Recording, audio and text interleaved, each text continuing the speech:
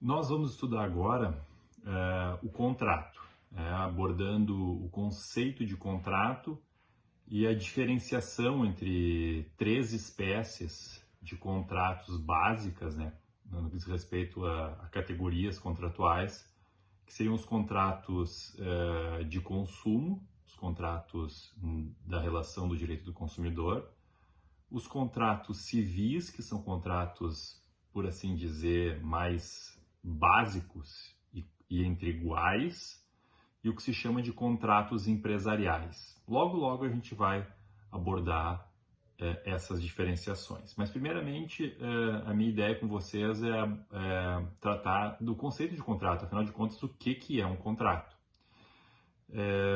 Em certa medida, quando se estuda fatos e atos jurídicos, já se tem uma aproximação do conceito de contrato, porque nesse momento, no estudo de atos e fatos jurídicos, se verifica que a vontade na categoria dos atos jurídicos é bastante valorada, tem uma importância para o direito, e ele atribui a essa vontade consequências jurídicas. Bom, o contrato é o ato jurídico por excelência em que a vontade das partes é utilizada, é empregada numa dimensão e com uma ênfase bastante interessante. Eu diria até é o ato jurídico em que nós temos a plenitude da possibilidade de manifestação de vontade das partes, de ambas as partes. E o negócio jurídico sendo uma espécie de ato jurídico, onde a vontade é preponderante, tem no contrato, como uma espécie de negócio jurídico, uma figura das mais célebres. Então, o contrato é, antes de tudo, dentro lá da teoria dos fatos e atos jurídicos, ele é um negócio jurídico, porque a vontade é um elemento que é valorado pelo direito como muito importante, e nessa categoria a vontade é preponderante. Então, o contrato, a gente já chega nas pistas, né, do que seria o conceito de contrato a partir do exame do contrato na sua categorização como negócio jurídico. O contrato, então, para conceituar de uma maneira bem simples e direta, ele é, antes de tudo, um acordo de vontades. É um ponto fundamental esse. O contrato é um acordo de vontades. E vejam que eu estou utilizando no plural, porque para nós termos contrato, nós temos que ter no mínimo duas vontades.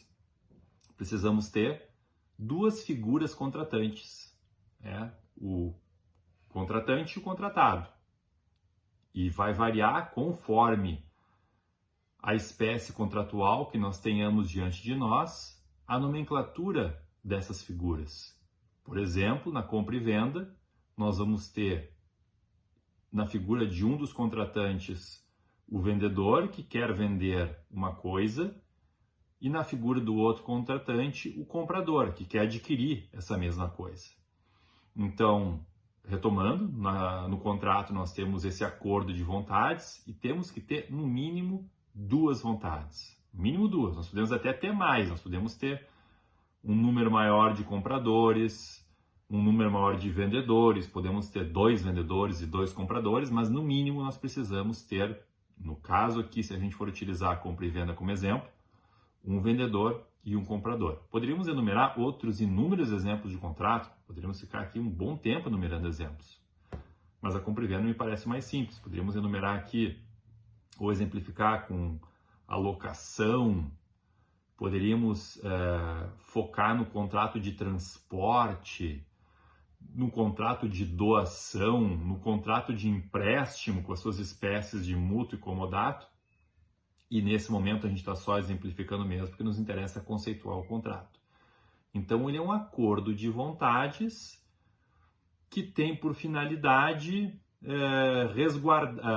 resguardar, né, o trato dessa relação jurídica e regular esses interesses, que são interesses preponderantemente econômicos, né, no contrato, e por isso se diz que o contrato é um instrumento de circulação de riqueza, ou seja, se regra no contrato essa circulação de riquezas, de interesses das partes com um viés econômico. Então, o contrato é uma espécie, como a gente vai localizar na teoria jurídica, de negócio jurídico. Ele também é uma fonte obrigacional. Aqui a gente entra em um outro conceito do direito, de obrigação. O conceito de obrigação é um conceito que estruturalmente, e também de uma maneira simplificada, visa, né, nos demonstrar que há uma união, na verdade, um vínculo, né, entre um credor e um devedor.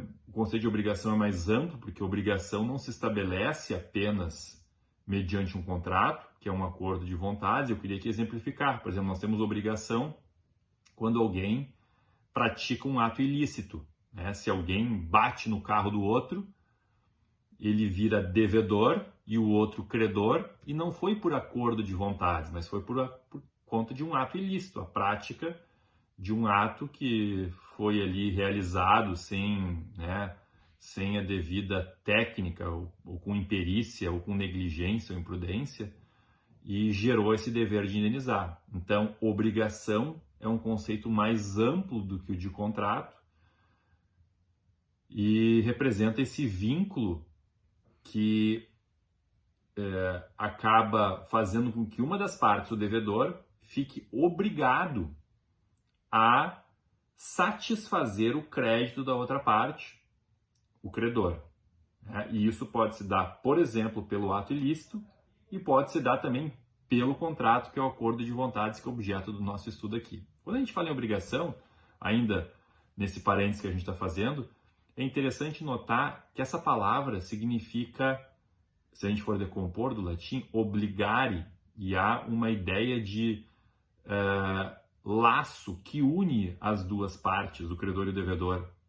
Então a gente diz que credor e devedor estão ligados por um laço, o laço obrigacional, que na verdade constrange o devedor a pagar, né, o credor ou a satisfazer o interesse do credor de alguma maneira que foi combinada ou de alguma maneira que os fatos estabeleceram que impliquem que o devedor deve satisfazer esse crédito, né? E, portanto, só a partir do momento em que ele satisfaz o crédito do devedor é que esse laço se dissolve e, portanto, as pessoas, esses dois sujeitos, ficam desobrigados, como se ficassem não mais atados. E por isso que se fala que, figurativamente e para efeitos didáticos, que há um laço obrigacional unindo o credor e o devedor até que o devedor satisfaça o que ele tem que satisfazer, pagando, cumprindo a prestação, e aí as partes estão liberadas. Então vocês imaginem que sempre que há uma relação de débito e crédito, que credor e devedor estão atados por um laço, constrangendo o devedor a satisfazer os interesses do credor, e esse laço só vai desaparecer quando o devedor efetivamente cumprir com a sua parte. Né? Então, é interessante isso. Então, o contrato é, ao mesmo tempo, uma espécie de negócio jurídico e uma espécie de vínculo obrigacional. Certo? Então, lá, se a gente for ver no Código Civil, nós temos regras dos negócios jurídicos e vão se aplicar aos contratos, sempre no que couber. E nós temos regras do direito das obrigações, que vão se aplicar aos contratos. E por isso que eu trago, então, esses outros dois conceitos ao lado de contratos, que é o conceito de negócio jurídico e o conceito de obrigação. Então, o contrato é esse vínculo também, é um vínculo, né, de duas ou mais pessoas, esse acordo de vontades. A palavra tem uma ideia de pacto, né, de um ajuste entre elas, onde elas combinam algo que vai gerar, evidentemente, para as partes, e algumas vezes só para uma delas, um dever, um sacrifício patrimonial. Então vai variar conforme o contrato, mas na compra e venda, que foi o nosso exemplo aqui, há um dever de ambas as partes, uma para com a outra. Por exemplo, o comprador ele tem que entregar o preço para o vendedor e o vendedor tem que entregar a coisa, a mercadoria. Então há uma reciprocidade de prestações na compra e venda. Já na doação, se cria uma obrigação né, exclusiva de sacrifício patrimonial para o doador de transferir para o donatário, aquele que recebe o bem, certo? Mas a doação ainda assim é um contrato porque precisa da aceitação daquele que vai receber a doação, que se chama donatário. Então, a gente coloca assim essas características básicas. O contrato é um acordo de vontades, e esse acordo de vontades diz respeito a um interesse econômico das partes, que acaba obrigando, né, ambas as partes até, e vai gerar então um dever, né, de prestação. Bom, essa ideia então de uma separação, né, de contratos. Nós temos os contratos civis, os contratos de consumo e os contratos empresariais. Antes disso, é bem importante, agora eu recordei aqui de uma lição, que a gente, quando fala em contrato como acordo de vontades, e é o conceito estrutural de contrato, nós temos em mente, aqui eu queria deixar bem claro, que a gente não pode confundir o contrato, conceitualmente considerado como acordo de vontades, com a forma do contrato. Então, isso nos indica, por exemplo, que existem contratos verbais. Em breve, né, se vê contratos eletrônicos, e vai ver que se estabelece esses contratos pelo meio eletrônico, mas a forma, o contrato sempre vai ter uma forma, mas não necessariamente, quando a gente fala de contrato, a gente está falando de um instrumento escrito, reduzido a escrito, seja no papel, seja na pedra, seja no documento eletrônico, né? O conceito de contrato, ele é desvinculado da forma, muito embora um contrato sempre vai ter uma forma, porque ele é um acordo de vontades. Então, o acordo de vontades pode se estabelecer por escrito, pode se estabelecer verbalmente. Nós temos muitos exemplos de contratos verbais. Muitos contratos são realizados de forma verbal. É uma simples compra e venda de um bem imóvel. Imaginem vocês, que vocês compram e vendem uma bicicleta de alguém, vocês dificilmente vão colocar isso no papel. E é um acordo de vontades e é um contrato.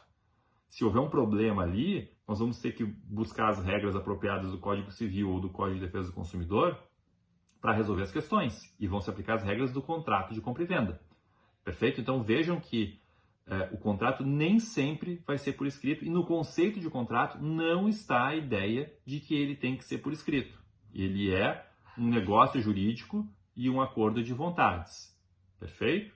Então, esse é um fundamento também bastante importante. Quando a gente fala assim, vamos fazer o contrato, ou vamos assinar o contrato, isso é porque as partes querem colocar e reduzir a escrito, né, ou querem, enfim, fazer no meio eletrônico um contrato, mas não necessariamente implica que essa forma, né, vai caracterizar como se ela integrasse o conceito do que seja contrato. O contrato, então, independe da sua forma, muito embora ele sempre vai ter uma forma. Existem contratos até que se estabelecem pelo silêncio, né? Onde a gente pode chegar à conclusão que houve acordo de vontades pela falta de ação de uma das partes quando as circunstâncias indicarem que a pessoa estava de acordo com aquilo. Às vezes os usos, práticas anteriores entre as partes indicam que uma parte recebeu uma mercadoria, por exemplo, ficou quieta, não disse nem sim nem não, né? E está satisfeita e vai usar e vai pagar e se sente como contratando, muito embora ela jamais tenha dito sim ou não, né? Jamais tenha aceitado, e o silêncio às vezes então vincula e há regras no direito brasileiro que tratam sobre isso. Tá bom? Bom, agora a distinção entre contratos civis de consumo empresariais. Por que se divide isso? Tem uma divisão porque tem regimes jurídicos diferentes aplicáveis. E a característica mais clara de divisão é quando a gente fala do direito do consumidor. Então, no direito do consumidor tem um tratamento diferenciado que vem do Código de Defesa do Consumidor, que foi criado no Brasil, editado no Brasil em 1990, depois da Constituição de 1988. A Constituição de 1988 determinou, lá numa disposição dela transitória, né, determinou que fosse editado um Código de Defesa do Consumidor, e esse Código de Defesa do Consumidor foi então elaborado e publicado em 1990. E por que um Código de Defesa do Consumidor? Justamente para trazer maior proteção quando essas relações de consumo foram massificadas. Havia essa necessidade, havia um desenvolvimento no mundo para ter mais proteção de nós enquanto adquirentes de mercadorias, acerca das quais a gente não tem controle, não tem possibilidade nem de negociar, de discutir, por causa do porte, né, daquele que nos fornece essas mercadorias ou serviços. Pensem quando vocês adquirem uma televisão, um aparelho de celular, um computador, etc, etc. Né? A gente compra de grandes fornecedores e não tem muita chance de negociação, chance né, de ver uma efetiva mudança do conteúdo do acordo, né, do negócio jurídico, do contrato. A gente tem pouco poder ali de mudança, a gente vai só escolher a partir do número de parcelas que vai pagar, de preço, são poucas chances que a gente tem. Então, tem uma legislação de defesa do consumidor, e o nome já diz de defesa, né? Ou seja, o Código de Defesa do Consumidor e a legislação do consumo, elas partem do pressuposto da vulnerabilidade dessa parte que se chama consumidor. Então, aqui a gente já vai vendo os primeiros traços característicos do que seriam os contratos de consumo. Então, os contratos de consumo são esses onde nós temos uma presunção de vulnerabilidade de uma das partes, que é o consumidor. Então, um dos polos, né, a gente falou aqui, eu tenho no mínimo 2 polos, no mínimo 2 contratantes. Nos contratos de consumo, um dos polos vai ser necessariamente o consumidor. E quem é o consumidor? Isso tem uma definição legal. É o destinatário final dos produtos ou serviços. Pode até ser pessoa jurídica ou pessoa natural, pelo Código de Defesa do Consumidor brasileiro. Depois nós vamos ter algumas moderações de aplicação para pessoa jurídica, mas a princípio pode, inclusive, ser pessoa jurídica o consumidor, certo? E isso está, colegas, no artigo 2º do Código de Defesa do Consumidor, que eu vou ler aqui, ó. Consumidor é toda pessoa física ou jurídica que adquire ou utiliza produto ou serviço como destinatário final. Então tem que ser destinatário final. Se vai revender, tanto pessoa natural quanto pessoa jurídica, não é considerado consumidor. Um dia eu tive um caso em que o sujeito tinha adquirido um veículo e ele já dizia no processo que ele ajuizou que ele revendia esse veículo, né, que ele era revendedor de veículos. Então não se aplicava naquele caso o Código de Defesa do Consumidor. Foi um erro já no encaminhamento do processo, porque ele dizia assim, olha, eu sou revendedor de veículo, eu ia revender, eu comprei um veículo que tinha um problema, um defeito, ia revender o veículo, e aí ele ajuiza toda a ação baseada no Código de Defesa do Consumidor, mas não se aplica, porque ele não é destinatário final. Então, para ser consumidor e integrar um contrato com base no Código de Defesa do Consumidor, um contrato de consumo, como a gente está vendo aqui, deve ser destinatário final, ou seja, eu não posso circular novamente aquele produto ou serviço, certo? Então, no contrato de consumo eu tenho num dos polos o consumidor, esse destinatário final de produtos ou serviços, e no outro polo eu tenho o fornecedor, que é aquele que desenvolve essas atividades de produção, né, comercialização, montagem, importação, etc., que vai ser denominado então de fornecedor. Então, num polo fornecedor, no outro polo consumidor. Vejam que para ser fornecedor tem que desenvolver as atividades, o que implica em uma certa habitualidade. Então, o fornecedor ele vai ser fornecedor e vai encaixar nesse conceito quando ele desenvolver com uma certa habitualidade essas atividades. Quando nós vendemos eventualmente um veículo, o nosso veículo, nós não vamos ser fornecedores. Muito embora até o outro lado vai ser a gente vai considerar assim como sendo alguém que adquire como destinatário final, nós não vamos ter uma relação de consumo porque não tem a outra ponta configurada como fornecedor. Certo? Então nós estamos falando de contrato de consumo, onde eu tenho fornecedor e consumidor, mas nos casos em que, como é o exemplo que eu estou dando, eu vou vender esporadicamente um laptop, eu vou vender esporadicamente um veículo, esporadicamente um celular, eu não desenvolvo essa atividade, então eu não vou ser fornecedor. Então, quando a gente vende um aparelho desses para um amigo, para um colega, para um desconhecido que seja, nós não vamos ter aplicação do Código de Defesa do Consumidor, e eu acabo de descrever, nessa segunda hipótese, então, um contrato civil simples. Veja, então, no primeiro contrato que eu descrevi, o contrato de consumo, numa das pontas fornecedor, numa das pontas consumidor, e agora eu tenho numa ponta alguém que está vendendo e que não é fornecedor, e numa das pontas alguém que até é consumidor, mas que nós não vamos ter uma relação de consumo porque não há um fornecedor ali. Então ele vai ser um contrato civil. O que significa dizer que é um contrato civil? Não incidem as regras do Código de Defesa do Consumidor e vão incidir as regras do Código Civil. Qual a diferença das regras do Código de Defesa do Consumidor para as regras do Código Civil? O Código Civil, na base dele, ele é um código para uma relação entre iguais. E o Código de Defesa do Consumidor, como eu mesmo disse, é um código de proteção. É um código que vai proteger os mais vulneráveis, os consumidores. E o Código Civil, a base dele, não que ele não tenha nenhuma proteção, mas a base dele é de igualdade das partes. Certo? Então, essa é uma grande diferença. Contrato civil comum, quando, por exemplo, vocês vão vender o apartamento de vocês. Não é um contrato de direito do consumidor, porque vocês não vendem apartamentos. Vocês estão vendendo um apartamento uma vez. E vão vender, de repente, daqui a 10 anos de novo, ou 20, ou daqui a 5. Né? Mas vocês não vendem apartamentos. Então, vocês não vão ser fornecedores e nessa venda não se aplica o direito do consumidor. Se aplica o direito civil. Certo? Bom. Terceiro espécie de contrato são os contratos empresariais. Qual a diferença dos outros dois? Nos contratos empresariais, nós temos nas duas pontas empresários.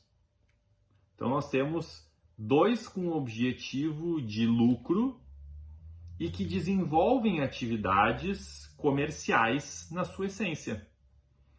Então, diferentemente do primeiro caso, onde nós tínhamos um consumidor numa ponta e um fornecedor, contrato de consumo. No segundo caso, onde nós tínhamos duas pessoas que não desenvolvem atividades por natureza na seara de consumo, né? Nós temos um contrato civil puro, por assim dizer, e na terceira nós temos dois empresários num contrato empresarial. E aqui fica bem diferente. O regime desses contratos foi unificado no Código Civil, de maneira que o que se aplica para os contratos empresariais são as mesmas regras do Código Civil de compra e venda, por exemplo. Nós não temos uma distinção. O que pode haver é uma interpretação dentro da seara do direito empresarial, desses contratos empresariais, onde se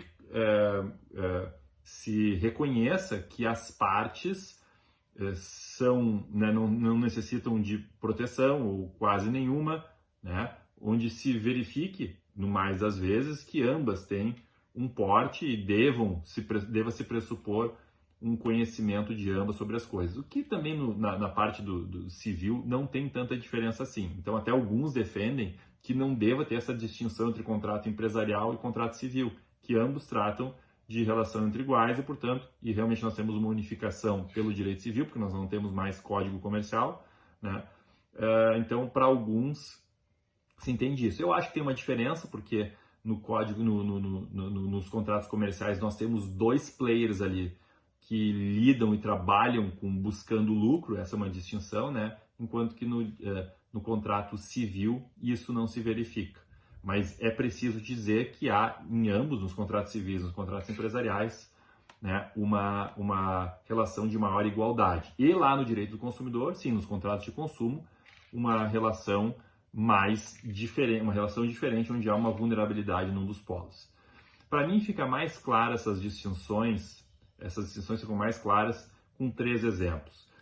Na aquisição de veículos, né? Quando a gente compra um carro de uma concessionária, nós, pessoas naturais, comprando o nosso carro para usar no dia a dia, nós estamos realizando um contrato de consumo, né? Nós temos um consumidor, né, cada pessoa considerada, e do outro lado, um fornecedor, a concessionária ou o fabricante do veículo. Quando nós temos, no exemplo até que eu dei, um de nós vendendo esporadicamente o seu veículo para uma outra pessoa, né, que compra também esporadicamente, nós temos uma relação civil normal, né, uma relação de direito civil puro, por assim dizer. E quando nós temos uma relação em que uma concessionária, por exemplo, compra de uma fabricante um veículo, nós temos um contrato comercial. Então aqui as 3 diferenças, né, as 3 distinções, né? O de consumo, quando a gente compra de uma concessionária e a gente é um consumidor. O segundo, quando uma pessoa comum tem um veículo e vende seu veículo usado para uma outra pessoa comum, né?